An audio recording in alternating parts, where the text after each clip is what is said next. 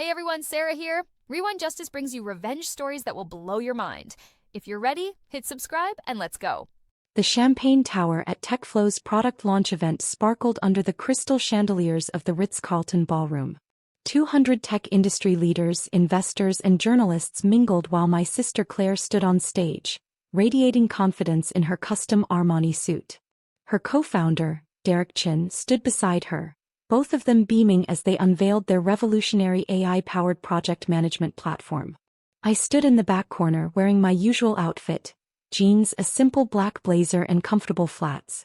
I'd arrived quietly, slipping in after the presentation began. I wasn't on the guest list. I never was. "Thank you all for being here," Claire said into the microphone, her voice commanding the room. TechFlow represents 3 years of innovation, sacrifice, and vision. We're not just building software. We're revolutionizing how teams collaborate globally. The crowd erupted in applause. I clapped politely, genuinely proud of what she'd built. Claire had always been brilliant. Top of her class at Stanford, youngest product manager at Google before striking out on her own. Our parents never let me forget it. As the formal presentation ended and networking began, I approached the bar to get sparkling water. That's when Claire spotted me. "Emma." She crossed the ballroom quickly, Derek following close behind. Her expression shifted from surprise to something colder. "What are you doing here?" "I wanted to congratulate you," I said simply. "The demo looked incredible." "How did you even get in?" Derek asked, looking me up and down with barely concealed disdain. "This is an invitation-only event." "I know someone on the catering staff," I lied smoothly. In truth, the venue coordinator owed me a favor from when I'd helped finance the Ritz's technology infrastructure upgrade 2 years ago. But they didn't need to know that. Claire's eyes narrowed. "You look exactly the same. Still dressing like you're going to a coffee shop job interview."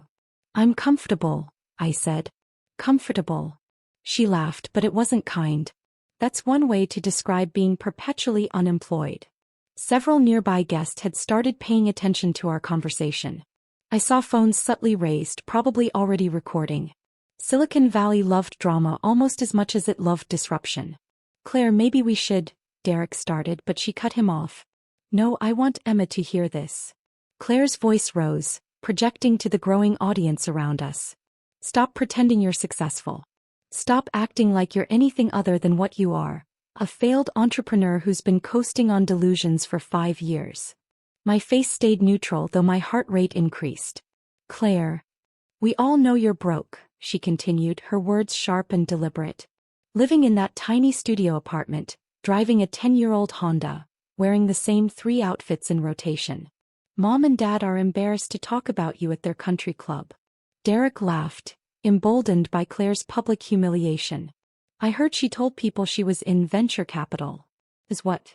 "The receptionist." The crowd had formed a complete circle now. Some faces showed discomfort, others showed cruel amusement. This was content. This would be all over Twitter and LinkedIn within the hour. I took a slow breath, feeling the weight of my phone in my pocket. I thought about the NDA I'd signed, the anonymity I'd carefully maintained, the life I'd deliberately chosen to keep separate from moments exactly like this. "You're right," I said quietly, looking directly at Claire. "Congratulations on your launch. TechFlow is going to change the industry." For a moment, Claire looked almost guilty. Then Derek leaned in and whispered something that made her smile again. "Thank you," she said, her tone dismissive. "Now if you'll excuse us, we have actual investors to talk to." They walked away and the crowd slowly dispersed, leaving me standing alone by the bar. The bartender, a young woman who'd witnessed the entire exchange, gave me a sympathetic look as she poured my sparkling water. "Rough night," she said softly. "It's fine," I replied, taking the glass. I found a quiet alcove near the terrace doors and pulled out my phone. The thing about being underestimated your entire life is that you eventually learn to use it as armor. Or as a weapon. Sometimes both. Growing up, Claire had always been the golden child. Brilliant, articulate, driven. She won science fairs, debate competitions, and academic scholarships. I was the quieter one, the dreamer who spent hours coding in my room instead of joining the debate team. "Emma's just not as motivated," I'd overheard Mom tell her book club when I was 15. "We can't all be exceptional like Claire." Dad was more direct.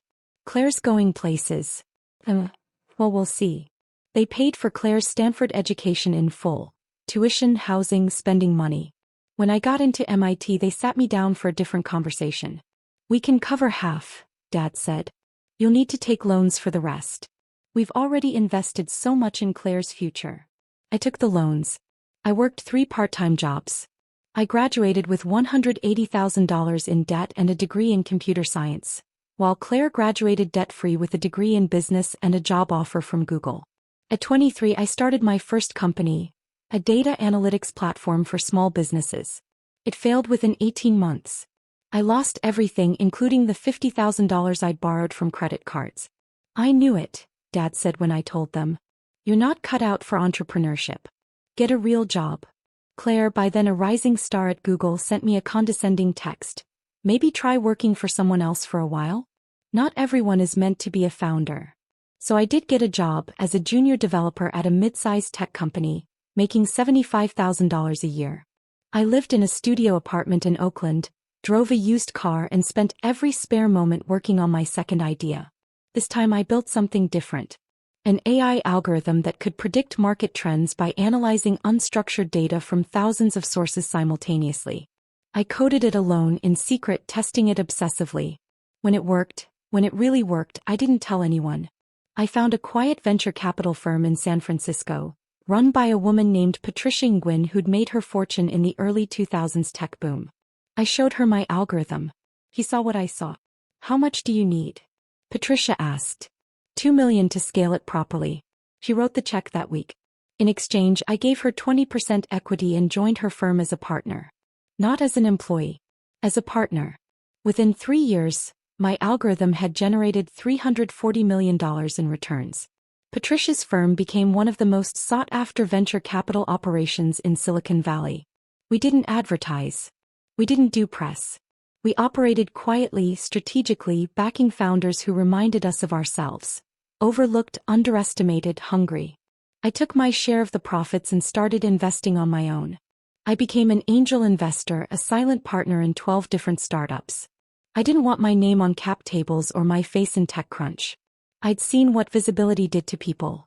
The pressure, the scrutiny, the loss of privacy. So I stayed invisible. I kept living in my studio apartment because I liked my neighborhood. I kept driving my Honda because it was reliable. I kept wearing simple clothes because I didn't care about fashion. My family saw exactly what they expected to see: failure. When Claire started TechFlow 3 years ago, she came to family dinner bubbling with excitement. I'm doing it, she announced. I'm starting my own company. Dad nearly knocked over his wine glass in his rush to embrace her. That's my girl. What do you need? Capital? Connections.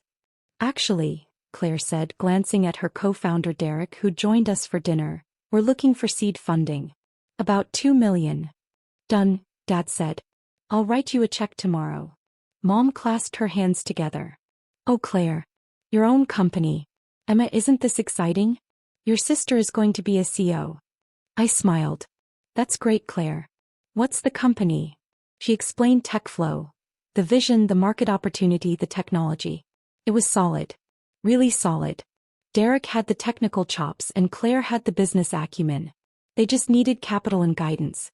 Have you talked to any VCs yet? I asked. A few, Derek said dismissively. But family money is cleaner. No board seats, no equity dilution. I nodded slowly. I knew what they didn't. That Patricia's firm had already analyzed TechFlow's market segment. We'd identified it as a high-growth opportunity and allocated $50 million to invest across 3 competing platforms. After dinner, I went home and sent Patricia an encrypted message. Request full analysis on TechFlow Incorporated founder, Claire Morrison. Co-founder, Derek Chin. Current status, pre-seed seeking $2 million. Her response came back within an hour. Already on our watch list. Strong team, solid tech. Recommend Series A participation when they're ready. Why the interest? Personal connection, I typed. Family. Ah, she replied. Want to lead the deal yourself? I thought about it. About Claire's condescension. About my parents' favoritism. About every dismissive comment, every comparison, Every time I'd been treated as the lesser daughter. Anonymous investment only, I wrote. Structure it through the Catalyst Fund. I don't want my name anywhere near this. Understood. Over the next 2 years, I watched TechFlow grow from a distance. Dad's $2 million got them started. They hired a team, built their MVP, and started acquiring customers. By month 18, they had real traction, 50 enterprise clients, $3 million in annual recurring revenue, growing fast. That's when Patricia called me. TechFlow is raising their Series A, she said. They're looking for $8 million. I think we should go in big. How big? I asked.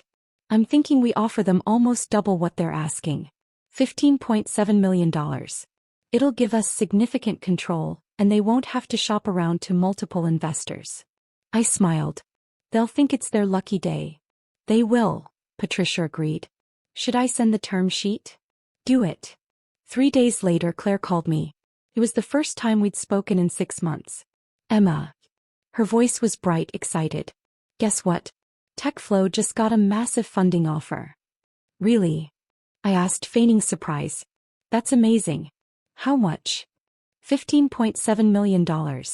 From this VC firm called Catalyst Fund. Can you believe it? We only asked for $8 million. Well, Claire, that's incredible. I know. Derek and I are freaking out. Dad is so proud. He keeps telling everyone at the club that his daughter just raised a huge Series A. What are the terms? Pretty standard. They want board seats and monthly check-ins, but that's normal for this size investment. Oh, and there's some venture capital person who wants to stay anonymous. One of their limited partners, I think. Anyway, we're signing next week. I listened to her excitement, feeling a strange mixture of satisfaction and sadness. I was helping her succeed, giving her the exact resources she needed to build something extraordinary. And she had no idea. Congratulations, I said. I'm really happy for you. Thanks. Hey, you should come to our office sometime. I could show you around, maybe we could grab coffee? I feel like we haven't talked in forever. I'd like that, I said, knowing it would never happen. After we hung up, I sat in my apartment and thought about what I'd just done. I'd invested nearly $16 million in my sister's company. My sister who thought I was broke, who pitied me, who felt embarrassed by my existence. Part of me wondered if I was making a mistake. But another part of me knew exactly what I was doing. I was watching. And waiting. The product launch event had been scheduled for 6 months. Claire had called me 3 weeks before, her voice awkward. So, about the launch party, she started. It's a really high-profile event. Serious investors, media, industry leaders. Dad and Mom are coming, obviously. That's great, I said. The thing is. She paused. Emma, I don't think it's really your scene. I mean, it's going to be very tech industry, very formal. I just don't want you to feel uncomfortable. I understand, I said quietly. Do you? Because I love you, but you have to stop telling people you work in venture capital. Someone from Dad's club asked me about it, and I had to explain that you're between jobs. It's embarrassing. I'll stop, I said, even though I'd never actually told anyone that. Good.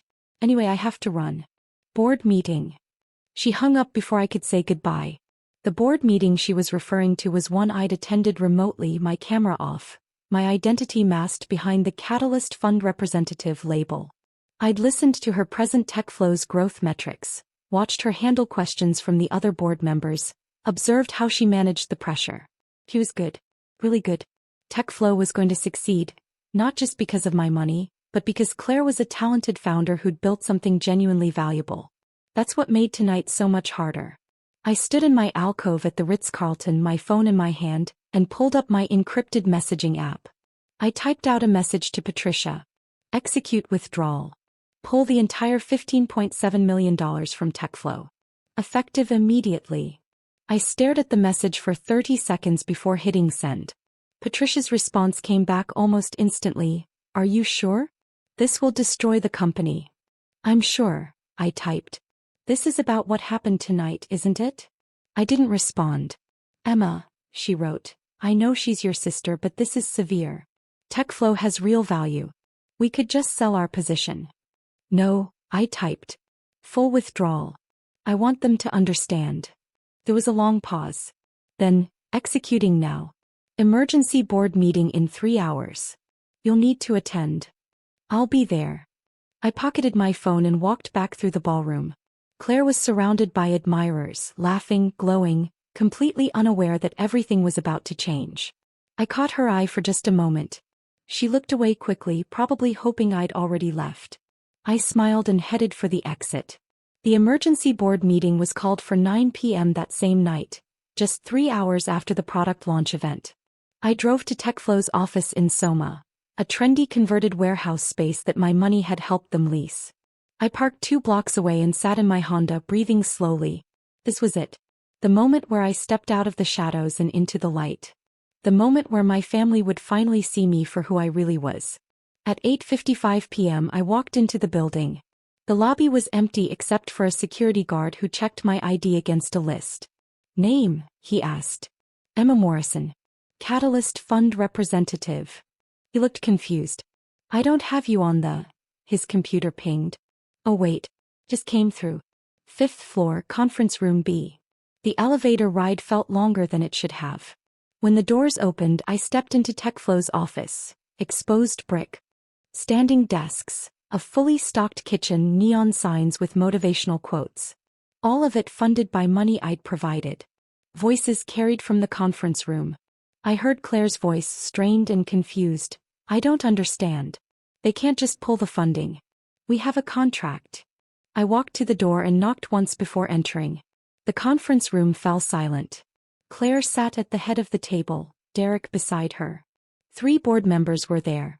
Patricia, appearing via video call, James Chin from a smaller VC fund, and Robert Morrison, our father, who'd negotiated a board seat as part of his initial investment. Dad saw me first. Emma? What are you doing here? Claire's face went pale. Why is she here? I set my bag down and took the empty seat directly across from Claire. I'm here representing the Catalyst Fund. You. Derek laughed. You don't work for Catalyst. You don't work anywhere. Patricia's voice came through the speakers, cool and professional. Ms. Morrison is a founding partner of Catalyst Fund and our primary decision-maker on the TechFlow investment. She's here because she requested the withdrawal. The room went absolutely still. Claire stared at me like I'd grown a second head. That's not possible. Emma doesn't have that kind of money. She doesn't have any money. Emma, Dad said slowly, what is she talking about? I pulled out my phone and opened a document, then turned it so everyone could see the screen. This is the Catalyst Fund's organizational structure. I'm listed as managing partner. Dad leaned forward, squinting at the screen. His face went white. That can't be real, Claire whispered. It's real, Patricia confirmed.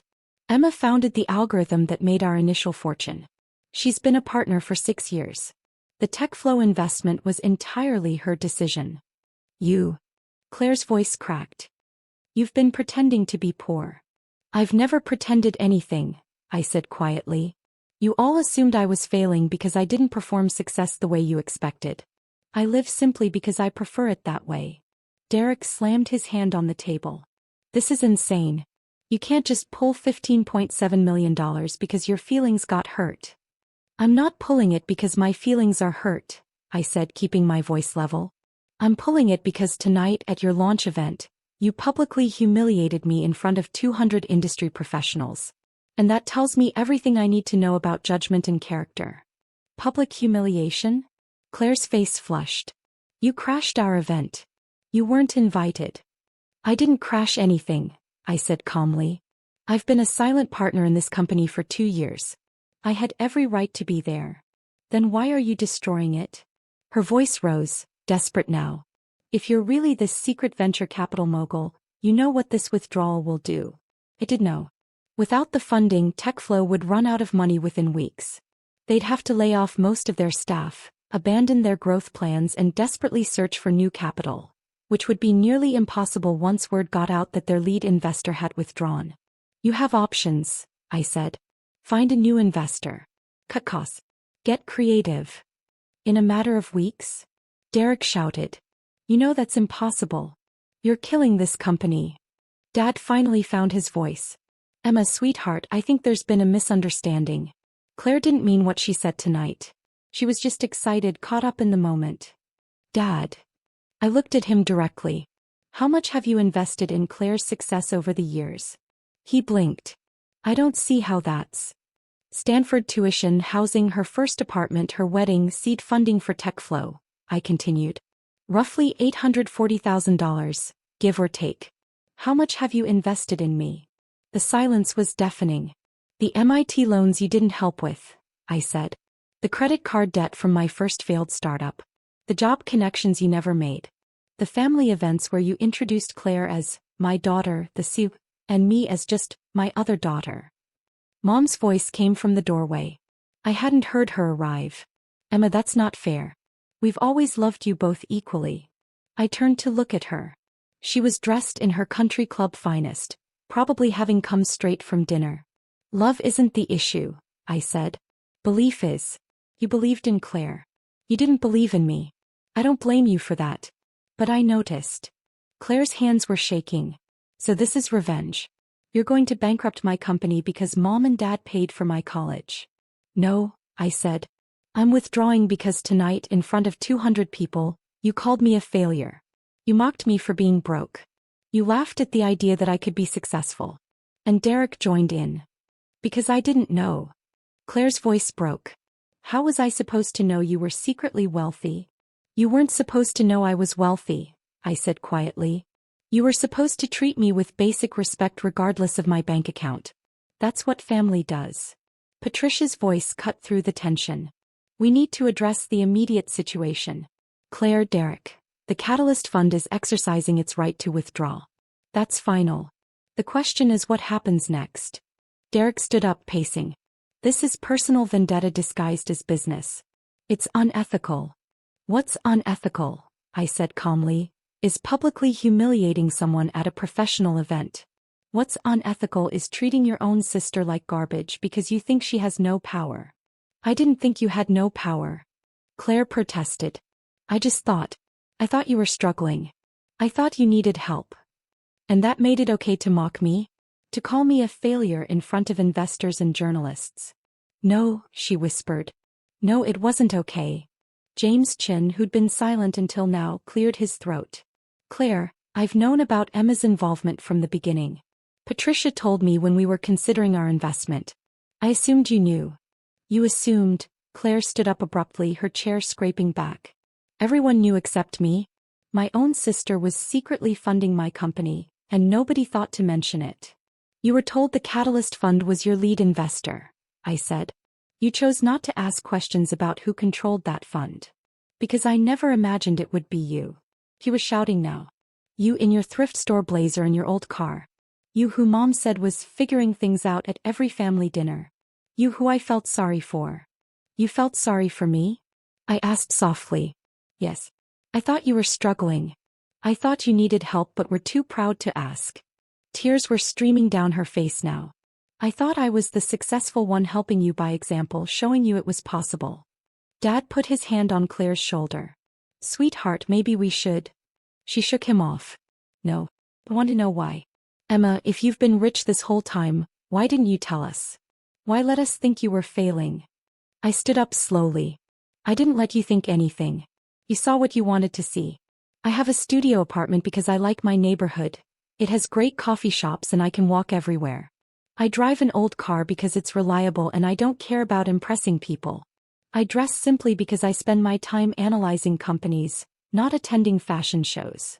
But you could have told us, Mom said, her voice small. We're your family. You're right, I said. I could have told you that I'm worth over $300 million. I could have told you that I've backed 17 successful startups. I could have told you that Forbes wanted to interview me last year, but I said no because I value privacy. I picked up my bag and walked toward the door, then stopped and turned back. But here's the thing, I shouldn't have had to tell you any of that for you to treat me with respect. My worth as a person, as your daughter, as your sister, shouldn't depend on my bank account or job title or whether I dress the way you think successful people should dress. Claire sank back into her chair, covering her face with her hands. What happens now? Now you figure out how to save your company, I said. You have some runway left. Use it wisely. Emma, Dad said, standing up. Please. Can't we talk about this as a family? We can talk, I said. But the business decision is final. Patricia will send the official withdrawal notice tomorrow. Derek found his voice again, though it was shaking. You realize this will destroy everything we've built? All our employees will lose their jobs. Our customers will lose their platform. You're not just hurting Claire, you're hurting innocent people. Then I suggest you find new funding quickly, I said. You spent all evening networking with investors. Call them. No one will fund us once they hear our lead investor pulled out, he shouted. Then you should have thought about that before you laughed when my sister publicly humiliated me. I walked toward the elevator. Behind me I heard Claire start crying, Dad's voice trying to comfort her, Derek swearing viciously. The elevator doors opened. I stepped inside. Just before they closed I heard Claire's voice, loud and desperate. Emma, wait. I held the door. She ran down the hallway, mascara streaking her face, still in her expensive launch party dress. Please. I'm sorry. I'm so sorry. I was awful tonight. I wanted to show off and I needed to feel superior and I hurt you. I know that. But please don't do this. Claire. I'll apologize publicly, she said frantically. I'll post on LinkedIn, on Twitter, everywhere. I'll tell everyone I was wrong. I'll tell Mom and Dad to treat you better. Whatever you want. I looked at my sister, brilliant, accomplished, desperate Claire, and felt a wave of sadness wash over me. This isn't about apologies, I said gently. This is about who you are when you think no one important is watching. And tonight you showed me exactly that. I didn't know it was you. That's the point, I said. You didn't know, so you felt free to be cruel. What does that say about your character? She opened her mouth but no words came out. I hope you find new funding, I said. I hope TechFlow succeeds. But I won't be part of it anymore. I let the elevator doors close. The next morning, Patricia sent the formal withdrawal notice at 9 a.m. sharp. By 9:30 my phone started ringing. First was James Chin. Emma, I understand the family situation is complicated, but TechFlow really does have strong fundamentals. My firm would consider co-leading a new round if you'd reconsider even a partial position. I appreciate that, James, but no. Next was Derek's lawyer threatening legal action. I let it go to voicemail. Then came the reporters. TechCrunch somehow got wind of the story. Mystery VC partner pulls millions from sister's startup after launch party incident. My phone pinged with a text from Claire. They're writing about us. This is a nightmare. I didn't respond. By afternoon the full story had leaked. Someone had posted video from the product launch. Claire's public humiliation captured in high definition. Now the narrative was everywhere. Successful founder publicly mocks sister. Unaware sister secretly controls her funding. Silicon Valley Twitter exploded. The comments ranged from gleeful schadenfreude to serious discussions about respect and power dynamics in tech. Some people called me vindictive. Others called me brilliant. Most just called it the wildest tech drama of the year. My parents called together on speakerphone. Emma, sweetheart, Mom said, her voice strained. We had no idea about any of this. Why didn't you tell us? When would have been a good time? I asked. When you were explaining why you could only pay for half my tuition. When you were telling your friends I was still figuring things out. When you introduced Claire as your CO daughter and me as just Emma. Dad cleared his throat. We've always been proud of you. Have you? I asked quietly. Silence. We want to fix this, Mom finally said. Tell us how. I don't know if you can, I said honestly. You'd have to fundamentally change how you see me. And I'm not sure that's possible. Emma. I have to go, I said.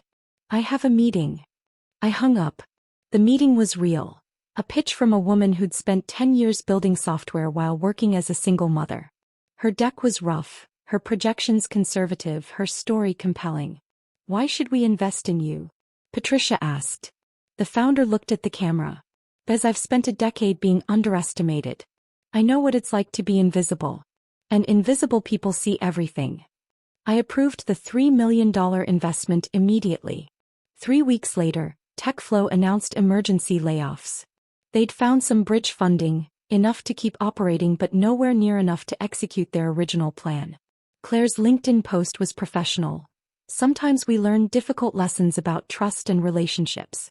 Grateful for the opportunity to rebuild TechFlow with a focused team. The comments were supportive, but everyone knew what had really happened. Derek left the company entirely, taking a job at a competitor. The industry gossip suggested he couldn't handle the embarrassment. Dad called me weekly, awkward conversations about nothing important. Mom sent long emails about old family memories, trying to rewrite history. I responded politely but distantly. Claire didn't contact me at all for 2 months. Then one morning I was having coffee at my favorite neighborhood cafe when someone sat down across from me. Claire. She looked different, tired, less polished, humbler. But her eyes were clear. "I'm not here to ask you to reinvest," she said immediately. "I know that's not happening." "Hey," I said. "I'm here because I've spent 2 months thinking about what you said. About respect. About how I treated you." She took a breath. "You were right. I was cruel because I thought I could be. Because I thought you had no power. And that's shameful." I waited. "I've been seeing a therapist," she continued. "Trying to understand why I needed to feel superior to you. Why I couldn't just let you be different." "And?" I asked. "And I think I was scared," she said quietly. "Scared that if you were successful in your own way, it meant I wasn't as special as I thought. Like maybe Mom and Dad's favoritism wasn't because I was exceptional, but just because I performed success in a way they recognized." It was the most honest thing she'd ever said to me. "What's happening with TechFlow?" I asked. "We pivoted," she said. "Smaller market, sustainable growth. We're not going to be a unicorn. But we might actually build something real." She smiled sadly. "Turns out humility is useful." "I'm glad," I said and meant it. "Emma." She hesitated. "I know I can't undo what I did. I know I don't deserve forgiveness. But I want you to know that I see you now. Really see you. And I'm incredibly proud of what you've built." I felt something loosen in my chest. Not quite forgiveness, but something softer. "Thank you," I said. "Will you ever trust me again?" she asked. "I don't know," I said honestly. "Maybe. But not today." She nodded, standing up. "That's fair. I'll keep trying anyway." As she walked away, I pulled out my phone and messaged Patricia. Question. "What would you think about a new fund? Focused on overlooked founders. People who've been underestimated." Her response came quickly. "I think that sounds exactly like you. What's the thesis?" I smiled, looking around my favorite coffee shop.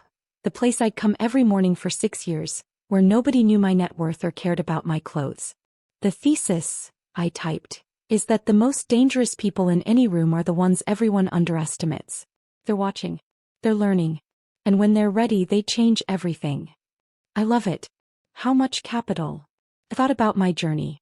About all the years of being invisible, dismissed, underestimated. "Let's start with $50 million, I typed. "And let's make sure every founder we back knows their worth has nothing to do with appearances." Done. "What are we calling it?" I looked at my reflection in the cafe window. Simple blazer, jeans, running shoes. Invisible. Powerful. Free. The Invisible Fund. Because the best investors are the ones nobody sees coming. 3 months later, we announced our first investments. The tech press called it the most interesting new fund in Silicon Valley. They interviewed Patricia, who smiled and deflected questions about the mysterious founding partner. Nobody interviewed me. I liked it that way. My phone buzzed with a text from Mom. "Saw the article about Patricia's new fund. Are you involved?" I smiled and typed back, "Just a small investor. Nothing major." Because some things were better left invisible. At least until the people who underestimated you realized exactly what they'd missed. And by then it was far too late.